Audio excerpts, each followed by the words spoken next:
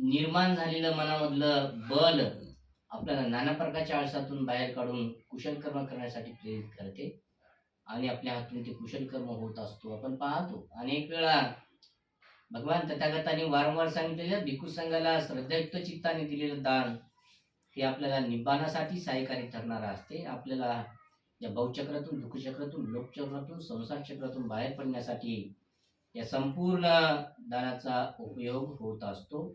ते आपल्याला वेळोवेळी कामी पडत असते आणि म्हणून आपण श्रद्धायुक्त चित्ताने अशा प्रकारचं दान कर्म, पुण्यकर्म वारंवार करण्याचा प्रयत्न केला पाहिजे. अधिक उपदेश देणार नाही. आपण सर्व नरवाडे परिवार आणि ज्ञातिगणांनी या केलेल्या कुशल कर्माच्या, सत्कर्माच्या, पुण्यकर्माच्या बलाने सर्व परिवाराला आयुर, आरोग्य, सुखता बल लाभो.